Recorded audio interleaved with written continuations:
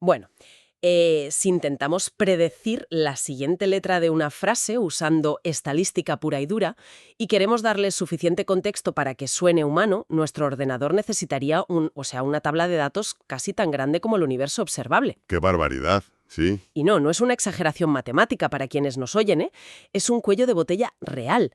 La inmersión de hoy parte precisamente de esa barrera infranqueable. Totalmente. Vamos a diseccionar cómo pasamos de modelos estadísticos que, apenas logran emitir balbuceos inconexos, a redes neuronales súper sofisticadas capaces de entender el contexto. Pues es un salto de paradigma fascinante.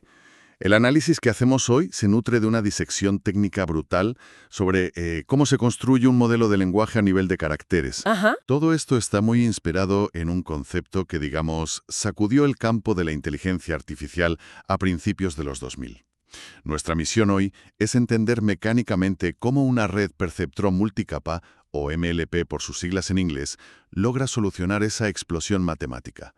Esa que volvía locos a los investigadores en su momento, claro. Exactamente. Les traía por el camino de la amargura. Pues para apreciar la genialidad de la solución, primero tenemos que entender por qué el método antiguo era un callejón sin salida. Eso es fundamental. La audiencia técnica seguro que está familiarizada con los enegramas, pero vamos a centrarnos en el problema físico que generan. Si usamos un modelo bigrama simple, la estrategia es mirar solo la letra inmediatamente anterior para adivinar la siguiente. Un paso hacia atrás, nada más. Eso es. Tienes 27 posibilidades, o sea, el abecemario español sin contar caracteres raros, más un carácter especial de punto final. Haces tu tabla estadística, cuentas probabilidades y oye, funciona. Funciona entre comillas. Claro, escupe letras, sí, pero el resultado es un absoluto caos. No tiene ni idea de lo que está escribiendo. Claro, porque adolece de una amnesia casi total, ¿sabes? Tiene una ventana de contexto de un solo paso. Y, a ver, el instinto de cualquier ingeniero ante esto es tirar de fuerza bruta. Lo típico, decir, pues le meto más datos y ya está. Tal cual. Dicen, pues, ampliemos la ventana de contexto. En lugar de mirar una letra hacia atrás, hagamos que el algoritmo mire 3 o 4. El problema es que al intentar escalar ese enfoque de tabla estadística de conteos, te estrellas de bruces contra lo que en matemáticas llamamos la maldición de la dimensionalidad. Es decir, la explosión combinatoria. Exacto. Porque, a ver, si miramos una sola letra en el pasado, hay 27 contextos posibles en nuestra tabla. Fácil, no ocupa nada. Nada, eso lo hace una calculadora. Pero si ampliamos a 2 caracteres, ya multiplicas 27 por 27 y nos da 729 combinaciones. Que sigue siendo manejable. Sí, pero si queremos mirar 3 letras hacia atrás... Ahí la cifra ya se dispara a casi 20.000 combinaciones posibles. Y si, por ejemplo, quisieras mirar 5 letras, estarías por encima de los 14 millones. ¡Madre mía! 14 millones de celdas en la tabla. Físicamente, la tabla explota en memoria. Pero ojo, que el problema real no es solo el almacenamiento de esa tabla, sino la escasez de los datos. A ver, explícame eso. Pues que en las fuentes que estamos analizando se utiliza un conjunto de datos, un dataset, de unas 228.000 palabras para entrenar. Vale. La abrumadora mayoría de esas posibles combinaciones de 5 letras jamás habrán aparecido en ese texto de entrenamiento. Es estadística pura. Claro, secuencias rarísimas que no existen en el idioma. Efectivamente. Por lo tanto, el modelo tendría miles y miles de celdas vacías en su tabla con un conteo de 0. Cuando en el futuro se encuentre con esa secuencia, al no tener datos, su probabilidad será 0 y el algoritmo simplemente se romperá por completo. Estará ciego. Totalmente ciego y empantanado por ceros absolutos. Vale, vamos a desgranar esto. Tenemos un problema insalvable y necesitamos una forma drásticamente distinta de manejar el contexto sin necesitar una tabla del tamaño de una galaxia. Eso es. Y aquí es donde entra la verdadera elegancia, ¿verdad? La arquitectura multicapa y la introducción de lo que llamamos los embeddings. Así es. Si el enfoque de la tabla explota porque considera que cada combinación de letras es, un universo completamente aislado e independiente, la solución fue buscar la compresión matemática. La compresión, vale. En los análisis históricos de principios de los 2000, los investigadores lidiaban con ordenadores muchísimo menos potentes que mi teléfono móvil actual. Tenían un vocabulario de 17.000 palabras. ¡Ajá! Y en lugar de hacer una tabla masiva gigante, asignaron a cada palabra un vector dentro de un espacio continuo de 30 dimensiones. O sea, destilaron la esencia de cada palabra en solo 30 números. Tal cual. Y en el diseño técnico que desmenuzamos hoy, aplicamos esa misma lógica pero a los caracteres. A las letras. Eso es. Tomamos los 27 caracteres posibles y los incrustamos o los embebemos, usando el término técnico, en un espacio de apenas 2 dimensiones. Lo hacemos así de pequeño para poder visualizarlo fácilmente en un gráfico. Pero a ver, aquí hay algo que me patina. Porque si yo soy la red neuronal y nunca he visto en mi entrenamiento la secuencia exacta, no sé, Z-A-P-A, ¿Vale? ¿cómo diablos voy a predecir que la siguiente letra tiene que ser una T para formar zapato? Un modelo puramente estadístico vería un 0 en su tabla y se colapsaría, como hemos dicho antes. Totalmente. Entonces, ¿por qué comprimir la información en estos vectores de 2 dimensiones mágicamente soluciona el problema de los datos no vistos?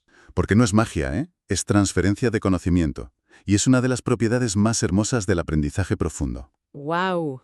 Aunque el modelo no haya visto nunca la secuencia ZAPA, seguramente sí ha visto, en su entrenamiento, secuencias muy similares sintácticamente como MAPA para mapa o TAPA para tapa. Claro, ¿comparten estructura? Exacto.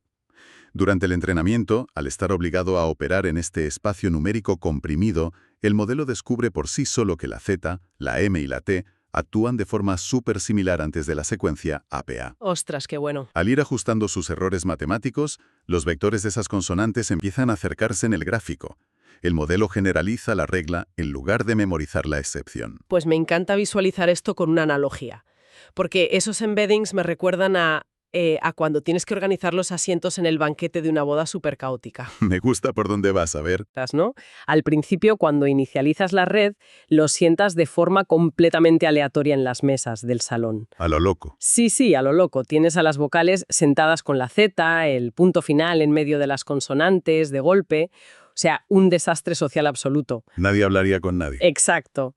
Pero a medida que avanza el entrenamiento y vas viendo quién se lleva bien con quién dentro de las palabras, empiezas a mover a la gente de silla. Lo fascinante aquí, siguiendo tu analogía, es que esa reubicación de los invitados es un proceso puramente mecánico. Matemático, claro. Sí, impulsado por el cálculo diferencial, específicamente mediante una técnica que se llama retropropagación. Cuando graficamos esos caracteres en nuestro espacio de 2 dimensiones, tras un par de horas de entrenamiento, el mapa resultante es revelador. Es que parece magia. Es que piénsalo, sin que nadie le haya proporcionado reglas de gramática de la RAE, ni un diccionario, ni el concepto humano de lo que es una vocal siquiera. Ajá. La red agrupa físicamente la A, la E, la I, la O y la U en una misma mesa, en una misma región del gráfico. Descubre la estructura latente de nuestro idioma por sí sola, simplemente para minimizar su error de predicción. Es sencillamente brillante. Pero claro, una vez que tenemos a todos los caracteres en sus respectivos asientos bidimensionales, esa información, que ya está comprimida, tiene que procesarse en algún lado. Claro, no se queda ahí. Y esos vectores se inyectan en lo que sería verdaderamente el cerebro de la operación, que es la capa oculta de la red neuronal. Exactamente. Pasar por los embeddings es solo como una traducción. El procesamiento real, el pensamiento algorítmico, ocurre dentro de esa capa oculta. Aquí es donde combinamos la información de verdad. Vale. Las fuentes nos muestran unos experimentos cruciales donde van variando la longitud del contexto. Lo de mirar más letras hacia atrás, ¿no? Eso es. Al pasar de alimentar la capa oculta con un solo carácter de contexto a darle un bloque de 3 letras de golpe, la calidad de la predicción da un salto cualitativo enorme. Claro, tiene más memoria. La red deja de balbucear cosas raras y empieza a generar secuencias que, oye, parecen nombres de verdad. Y si escalamos a 4, 5 o más caracteres, retiene una memoria a corto plazo que le permite mantener la coherencia de toda una palabra larga. Sin embargo, al construir esa capa oculta, entramos en el pantano de lo que son las decisiones de diseño, el famoso concepto de los hiperparámetros. El día a día de cualquier ingeniero de Machine Learning. Totalmente. Y la gran pregunta es, ¿cuántas neuronas le ponemos a este cerebro? Porque he visto en los datos del análisis que pasar de tener unas pocas decenas a ponerle, no sé, 300 neuronas cambia radicalmente el rendimiento de la red. Totalmente. El número de neuronas, o lo que llamamos la dimensionalidad de esa capa oculta, dictamina la capacidad real de la red. O sea, su inteligencia, por así decirlo. Digamos que sí. Y es un hiperparámetro precisamente porque no se aprende solo durante el entrenamiento. El ingeniero o la ingeniera debe fijarlo a mano antes de empezar a compilar nada. Vale. Si pones muy pocas neuronas, sufres de subajuste, lo que en inglés se conoce como el temido underfitting. Underfitting, vale. Es, el equivalente a intentar aprender a pilotar un Boeing leyendo un panfleto de 2 páginas. La red simplemente no tiene suficiente espacio matemático para albergar la enorme complejidad de las reglas fonéticas y ortográficas. Vale, entiendo perfectamente el subajuste. Pero, siendo abogada del diablo un momento, A ver, si resulta que más neuronas significan mayor capacidad cerebral y un mejor aprendizaje, pues, ¿por qué no le metemos 1 millón de neuronas a la capa oculta? ya, la solución fácil. Claro, ¿por qué no tirarle encima todo el poder de cómputo del mundo, quemamos unas cuantas tarjetas gráficas y nos olvidamos del problema para siempre? Pues porque esa es precisamente la trampa arquitectónica más común en la que caen los principiantes. Si le das a la red una capacidad infinita en relación a su volumen de datos, invocas al monstruo opuesto. Que es el sobreajuste, ¿no? Buscar patrones generales. Literalmente utiliza todo ese espacio de memoria sobrante para memorizar el conjunto de entrenamiento de forma exacta, letra por letra. Espera, frena un momento. Porque vuelvo a hacer de abogada del diablo. Dime. ¿Qué hay de malo en eso? O sea, si memoriza perfectamente, ¿no nos dará siempre una ortografía perfecta? A ver, te dará una respuesta perfecta para el pasado, pero fracasará estrepitosamente en el futuro ante cualquier cosa nueva. Ah, vale. El objetivo de un modelo generativo no es replicar exactamente como un loro las palabras que ya existen en su base de datos, sino entender las reglas subyacentes para generar palabras nuevas que sean válidas. Claro, si no, sería una simple base de datos de búsqueda. Exactamente. Una red sobreajustada pierde por completo su capacidad de abstracción, se vuelve súper rígida. Y por eso, en la práctica profesional de la IA, siempre se dividen los datos iniciales en 3 bloques herméticos. Los famosos splits, ¿no? Eso es. Tienes el set de entrenamiento por un lado, un set de validación para ir afinando estos hiperparámetros sin hacer trampas, y un set de prueba intocable bajo llave. Que no se mira hasta el final. Exacto. Solo se usa al finalísimo para comprobar si la red realmente ha aprendido a generalizar o si solo ha memorizado. De acuerdo. La abstracción es clave, me queda clarísimo. Supongamos entonces que hemos configurado todo de manera perfecta. Tenemos los embeddings, nuestra capa oculta tiene un número sensato de neuronas y no está memorizando a ciegas. Un modelo ideal, ¿vale? La red procesa la información y en su última capa, la de salida, escupe unos números en bruto que llamamos logits. Uno por cada carácter de nuestro abecedario. Ajá. Ahora hay que convertir esos logits crudos en probabilidades reales, o sea, porcentajes del 0 al 100, que sumen 100 entre todos, para poder elegir la letra ganadora. Y aquí es donde la cosa se pone verdaderamente interesante, No sé por dónde vas. porque la matemática que exige este paso puede hacer volar el ordenador por los aires literalmente. Sí, estamos hablando del drama de la inestabilidad numérica.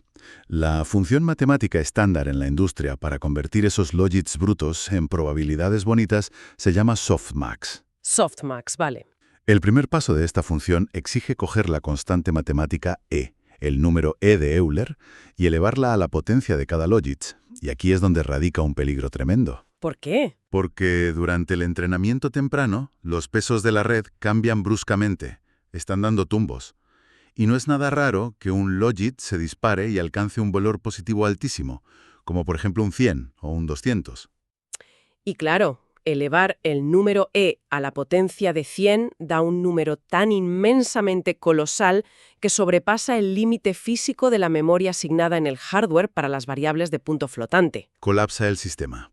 El ordenador devuelve un error crítico de nota number, un triste nan en la pantalla. Y horas o incluso días de entrenamiento se van por el desagüe. Un dolor de cabeza absoluto para los programadores.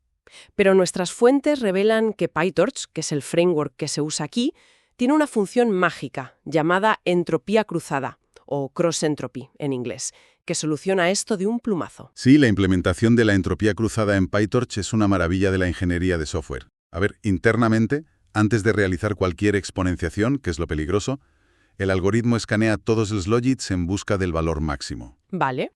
Imaginemos que el logit más grande es ese peligroso 100 del que hablábamos. Lo que hace la función, superlista, es restarle 100 absolutamente a todos los logits de la fila. ¡Ah! Así, el valor máximo de 100 se convierte en un maravilloso y seguro 0, y todos los demás valores pasan a ser números muy negativos. Espera, frena. ¿Me vas a decir que simplemente altera todos los datos brutos por la cara? Tal cual. Pero a ver, Si mis logits originales son 100, 50 y 10, y le resto 100 a todos, me quedo con 0, menos 50 y menos 90. Eso es. Estás cambiando los valores absolutos de forma drástica. O sea, le has hecho una pirula al sistema. ¿Cómo es posible que hacer esa trampa no destroce la probabilidad final que tiene que escupir el modelo? Pues porque no es trampa. Es una brillantez analítica detrás de la normalización. Fíjate, como el siguiente paso en la función softmax consiste en dividir cada valor exponencial entre la suma de todos los exponenciales. Ah, vale, es una fracción matemática. Exacto, es una fracción.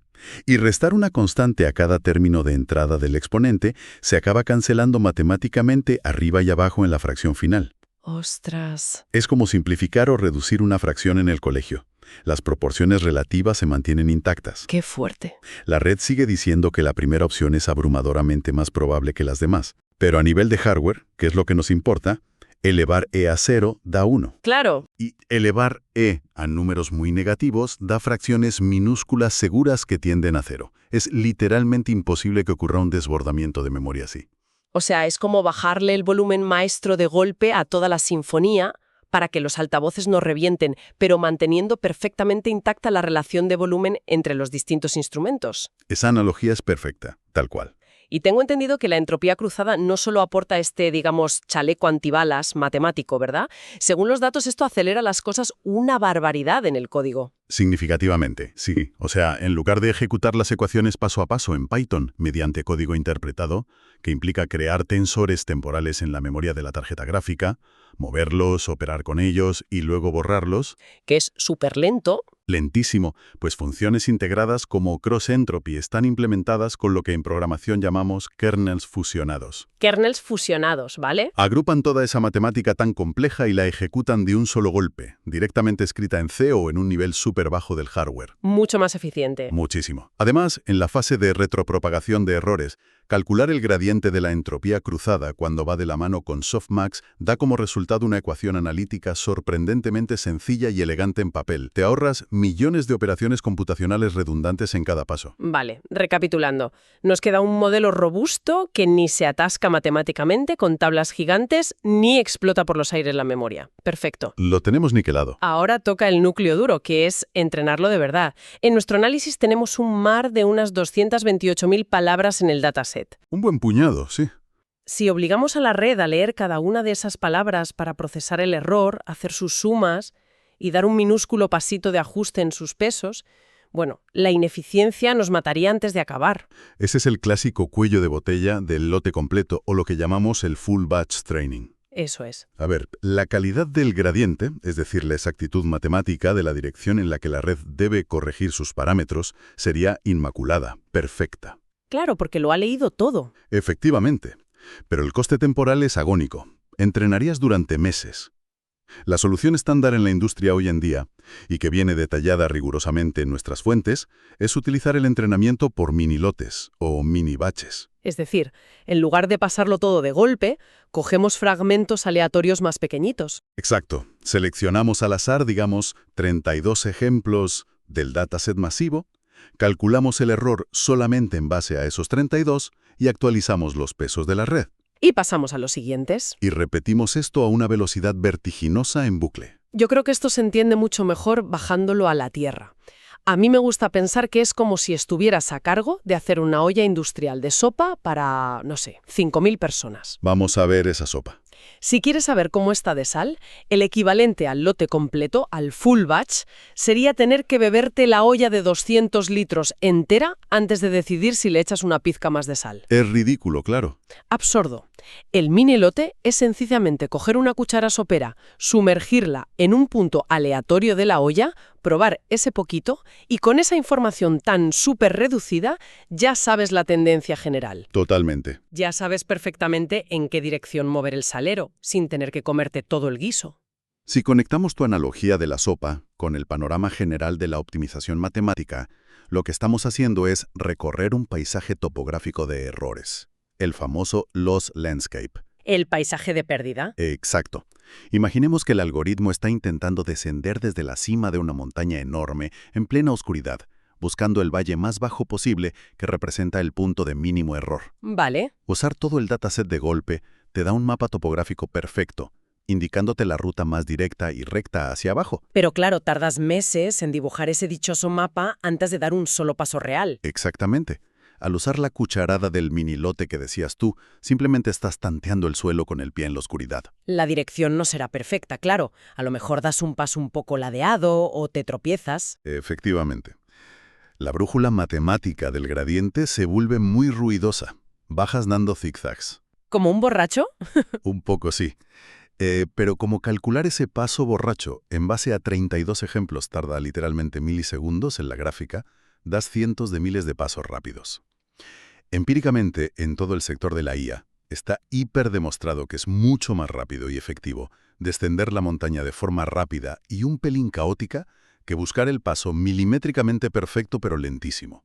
¡Ostras! E incluso te digo más, ese propio ruido o caos del minilote ayuda a la red a escapar de depresiones falsas en la montaña, de baches que llamamos mínimos locales, donde un método exacto se quedaría atrapado para siempre. ¡Qué interesante!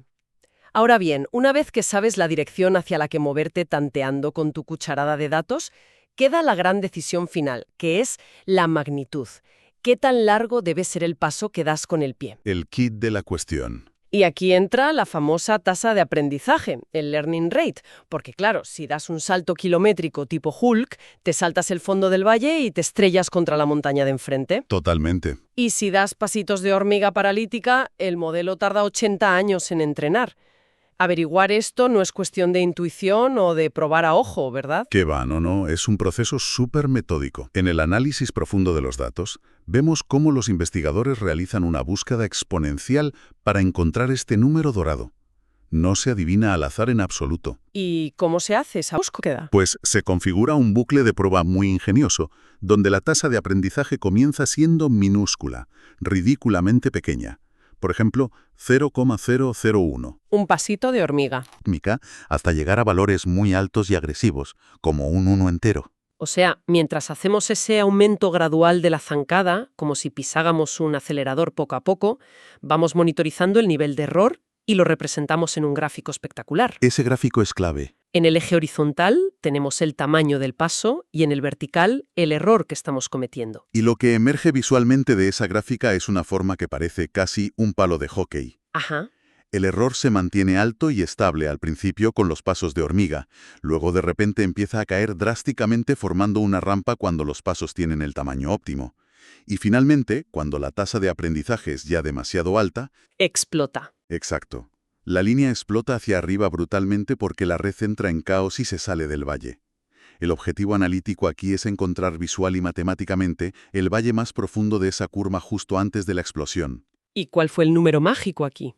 Pues en los parámetros concretos de nuestras fuentes, el punto óptimo rondaba el 0,1. 0,1, vale. El modelo pasa luego el 90% del tiempo entrenando con esa tasa estable, bajando la montaña rápidamente, y solo en las fases finales del entrenamiento se aplica lo que llamamos un decaimiento o decay. Un frenazo.